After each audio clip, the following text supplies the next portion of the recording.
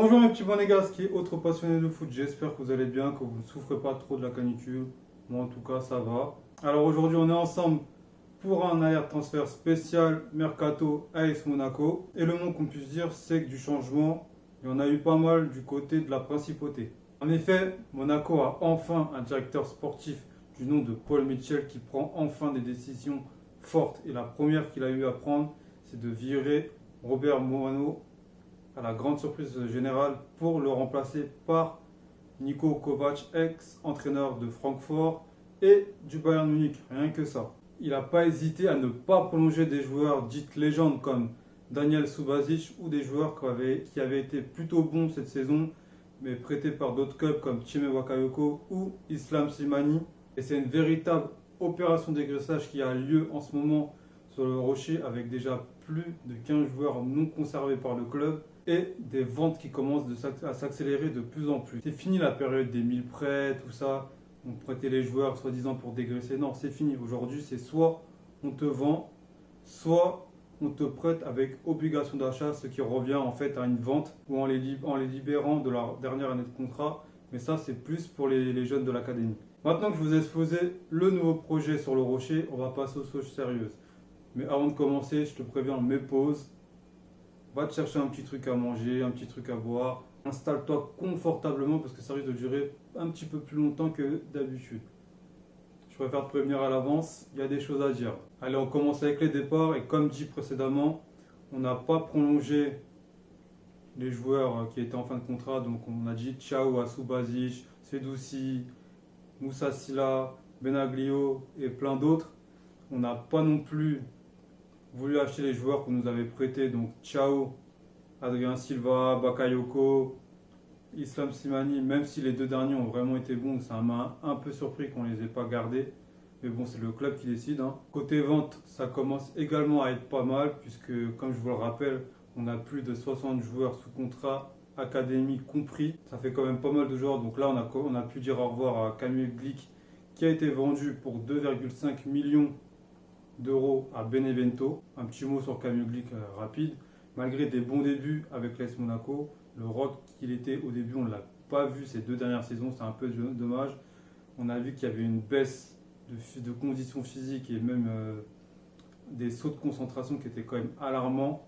On a juste à regarder les chiffres des buts que Monaco a encaissés sur les dernières saisons. Ils sont quand même assez folles pour un club d'un standing de Monaco qui vise l'Europe chaque saison. Je ne dis pas que tous les buts sont à cause de lui, mais Glick et Jemerson ont une grande bagatelle de buts qui est à leur cause. Ensuite, il y a Franco Antonucci qui a été transféré à Feyenoord pour 2,2 millions d'euros. Lui, c'est le type d'achat incompréhensible. Il n'a jamais eu sa chance en équipe première. Il a joué que dans les matchs de préparation. On ne l'a jamais vu dans un match officiel. C'est le transfert qu'on ne comprend pas. Personnellement, je ne comprends pas. Il n'a jamais véritablement eu sa chance. Et je trouve ça quand même assez dommage parce que ça se peut qu'on passe à côté d'une pépite et on le saura que seulement s'il explose à Feyenoord ou ailleurs. On enchaîne avec Benjamin Rich qui lui a été prêté au RB Leipzig avec option d'achat de 13 millions. Mais on le sait tous, on ne le reverra pas sur le Rocher. Il avait l'air tellement content d'aller là-bas que même si Leipzig ne l'achète pas, on ne le reverra pas. Il va sûrement aller dans un autre club après. Et encore une fois, j'ai envie de dire que c'est un joueur sur lequel on n'a pas pu exploiter son potentiel à fond parce qu'on le trimballait arrière droit, arrière gauche, on l'a fait jouer milieu central et c'était pas des postes fixes, c'était tous les deux matchs, il changeait de poste quand il jouait. Donc au bout d'un moment, ce joueur ne peut pas prendre ses marques sur le terrain. Pourtant, il a montré quelques qualités qui n'étaient pas dégueulasses, faut le dire. Les qualités qu'il a montrées n'étaient pas dégueulasses. C'est dommage qu'on ne l'ait pas fixé à un poste pour voir ce qui va aller sur une saison entière. On continue avec un jeune de l'académie, Nabil Alioui, qui lui a été vendu au Havre pour 300 000 euros. Ouais, il a clairement été bradé, mais j'ai envie de dire tant mieux pour lui, comme ça il pourra avoir un petit peu de temps, parce que c'est ce qui lui faisait défaut. Il voulait jouer en équipe première, là il aura la chance de pouvoir jouer dans une équipe. En équipe première, peut-être qu'il sera dans la rotation, peut-être qu'il sera titulaire, l'avenir nous le dira, mais il n'avait pas sa place à l'AS Monaco, malheureusement pour lui, il faut se dire les choses. Quand on est Monaco, on a besoin d'un attaquant de haut standing. Et Nabil Alioui, ce n'est pas un attaquant de haut standing pour l'instant. Donc bonne chance pour la suite et bonne continuation. On continue avec Leif Foster L'attaquant sud-africain, lui, a été vendu au Vitória Guimarães pour 1,5 million d'euros. Et lui, on nous l'avait vendu comme un crack. Les gars, on nous l'avait vendu comme un crack. Quand on l'a vu jouer, je pense qu'on a tous été un petit peu déçus. Il était loin du crack qu'on nous a annoncé. Après, il y a des concours de circonstances qu'il faut prendre en compte. C'est qu'il est arrivé dans la période de Monaco qui était la plus mauvaise sur les 5-6 dernières saisons. Donc je pense que ça ne doit pas vraiment aider pour être très performant. En tout cas, on lui souhaite bonne chance pour la suite de sa carrière. Et là, je pense que j'ai oublié personne côté départ, donc on va passer aux arrivées. Et là, ça va être rapide puisque là, il n'y en a eu que 3. Alors on commence avec Anthony Moussaba, je ne sais pas comment on prononce réellement, en provenance de Nek Nimeg. Il a été recruté pour 2,5 millions d'euros. C'est pas beaucoup, mais d'après ce qu'il a montré pendant les matchs de préparation, je m'attends à un joueur qui va énormément progresser et qui va nous faire vraiment du bien, puisque ce que j'ai vu, c'est qu'il a l'air d'avoir une bonne protection de balle, il a l'air de très bien dribbler, d'avoir une bonne finition. Qu'il va être en rotation normalement avec Gelson Martins.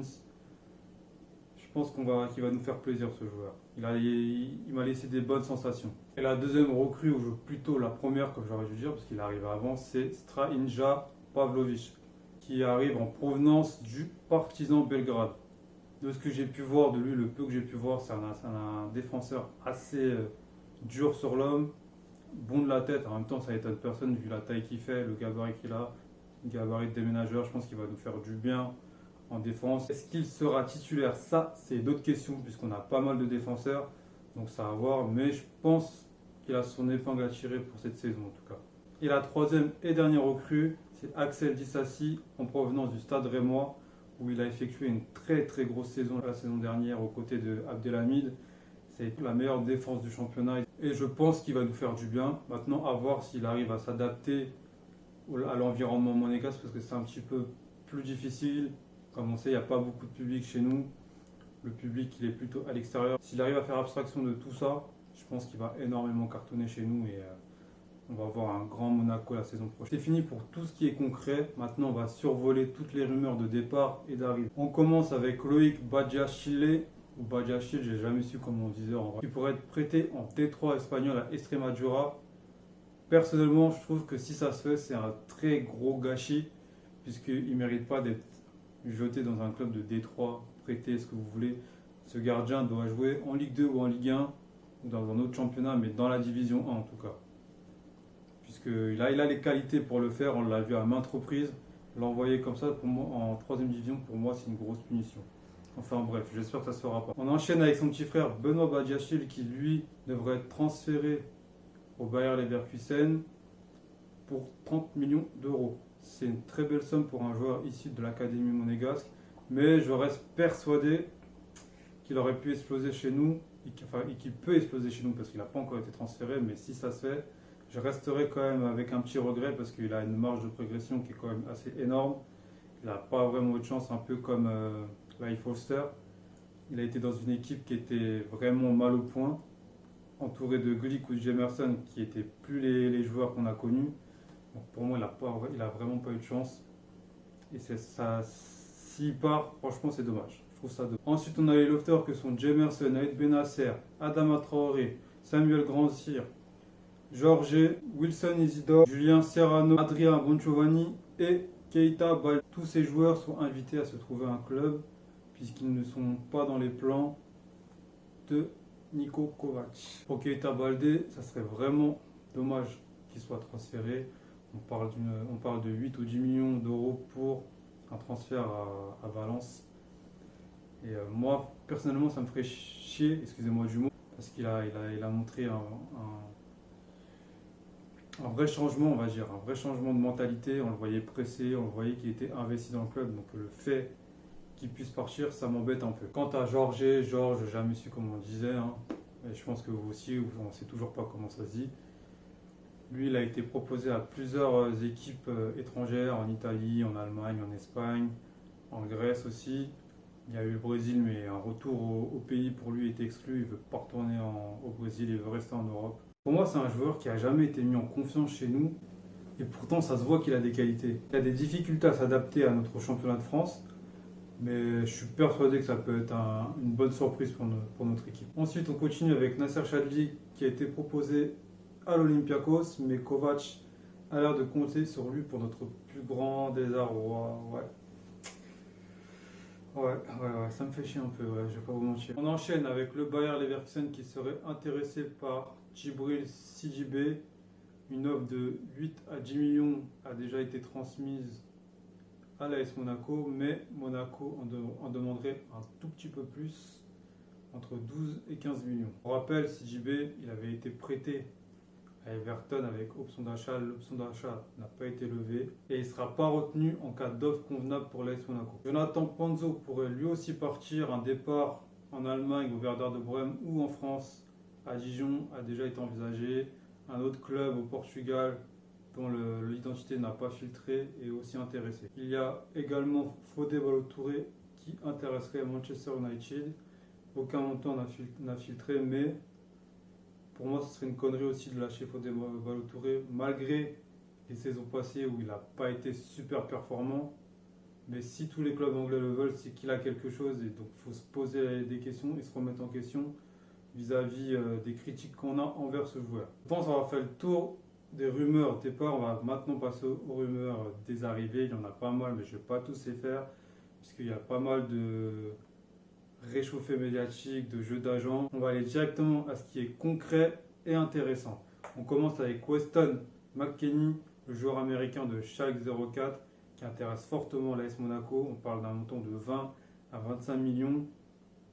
Perso, je pense que si ça arrive à se faire, ça serait un très bon coup pour l'AS Monaco parce que c'est un joueur qui est assez sous-coté, pas assez connu. C'est le genre de joueur qui manque à l'AS Monaco, ce genre de joueur combatif, qui sait casser les lignes, que ce soit balle au pied ou par une passe.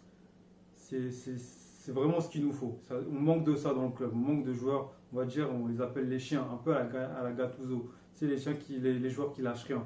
Ce McKennie, c'est un peu ça. Ensuite, la deuxième rumeur nous envoie du côté de Leipzig, plus précisément pour Amadou Haïdara, priorité de l'AS Monaco, mais le club allemand n'est pas vendeur. Un prêt sans option d'achat pourrait être réalisé. Si ça venait à se réaliser, ça ramènerait une vraie plus-value au milieu de terrain, profil un peu similaire à McKennie, mais moi j'ai une petite préférence pour l'américain. Pendant un moment, on a également eu la rumeur Mario Götze, mais pour moi c'est un jeu d'agent, donc on va pas s'y attarder, mais imaginez un tel joueur dans notre effectif, ça rit de la gueule quand même. La rumeur Kostic et Jovic sont pour moi des rumeurs médiatiques dues au fait que Kovac soit notre coach, donc j'y crois pas du tout, mais si ça s'avère vrai, on aurait là deux recrues de choix capables de changer la phase d'un match à eux tout seuls. Des joueurs d'un très bon calibre. On a également eu droit à la rumeur Marcelo Brozovic, mais là je ne sais pas du tout quoi en penser. Qu'est-ce que c'est un jeu d'agent? Est-ce une réelle volonté de Kovac de l'avoir sous ses ordres? Rappelons que quand Kovac était le sélectionneur de la Croatie, Brozovic était un de ses hommes de main. Donc wait and see. On serait également sur un joueur grec latéral gauche, Dimitrius Giannoulis, qui évolue au PAOK. J'ai aucune info sur lui, je ne sais pas comment il joue, s'il est bon, s'il est mauvais. Donc je ne vais pas m'attarder plus que ça sur cette rumeur. Je pense en avoir terminé avec les rumeurs entendues dernièrement, toutes les rumeurs qui concernent les Vida, les Ait Nouri, les William Carvalho, etc. Je ne vais pas en parler parce que c'est des rumeurs, c'est du réchauffé médiatique auquel on a droit à chaque mercato, donc je ne vois pas l'intérêt d'en parler. S'il y a des rumeurs que je n'ai pas citées dans la vidéo, n'hésite pas à me les mettre en commentaire. N'hésite pas également à t'abonner à la chaîne si tu ne l'as pas déjà fait, à mettre un petit pouce bleu si tu as aimé la vidéo. La vidéo touche à sa fin, donc je te dis à la prochaine pour une nouvelle vidéo. D'ici là, porte-toi bien et à plus pour parler foot.